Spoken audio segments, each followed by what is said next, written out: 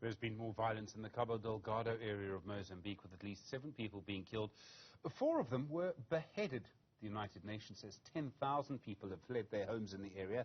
It comes after SADC said it was sending an intervention force to that region. Piers Pigou is the Southern African consultant for the International Crisis Group. Piers, good afternoon to you. What do we know about what's actually happened there?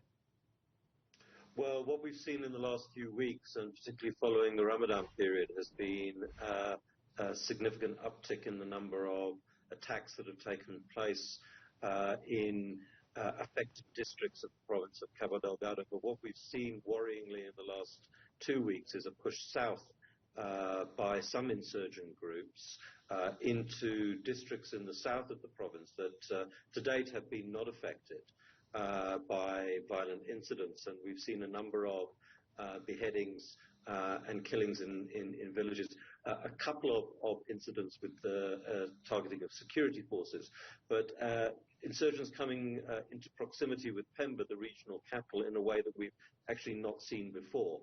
And this has generated a significant amount of panic in the communities in those southern districts, which are more densely populated than other areas, and have also been the host districts for the hundreds of thousands of IDPs that have moved from the fighting in the centre and the north of the province.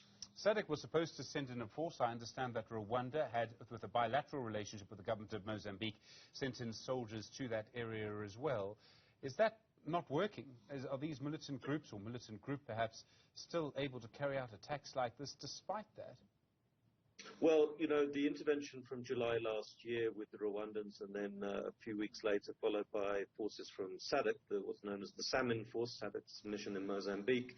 They've been there for the best part now of 11 months and have had a significant impact in some respects in terms of degrading insurgent capacities and destroying a number of their bases. But what you've done is what's happened is that this has generated a spin-off of a number of smaller groups that are operating. It would appear with some level of communication between them. You've got about 5,000 of these international forces working to support the Mozambican forces. But they seem to, the latest offensive in the central district of Macomia appears to have contributed to insurgents moving south. And we've seen this in other parts of the province where an offensive by a particular group, and in both instances recently this has been the Rwandans, has led to insurgents moving into another area and causing trouble in that area.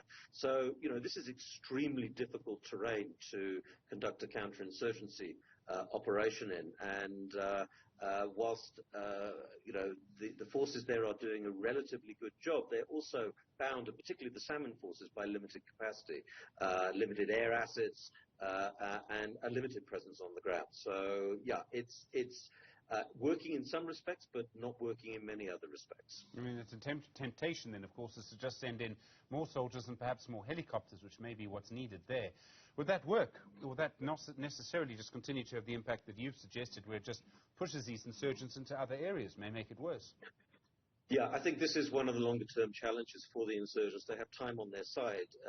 You know, there was a sense that a number had sort of kind of demobilized temporarily and were laying low when you first saw the intervention.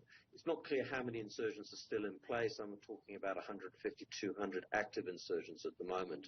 The government and the security forces have claimed a number of hundreds have been killed, hundreds have been captured. But there's no real evidence of that, and certainly insecurity and instability appear to remain the order of the day. Certainly additional assets would help with respect to being able to do longer range reconnaissance missions and to be able to do some kind of fire force action to chase after insurgents. So but we're back into a kind of a reactive situation at the moment in many of the districts, rather than the kind of proactive chasing that we saw in the first few months after the intervention last year. And of course, you know, while we need a hard security response to this that needs to be effective, the longer-term sustainable challenge requires addressing a whole range of other human security interests. And that strategy is not clear at this juncture. So still a long, long way to go, Steve. Piers Pigou, thank you very much indeed. Southern African consultant for the International Crisis Group.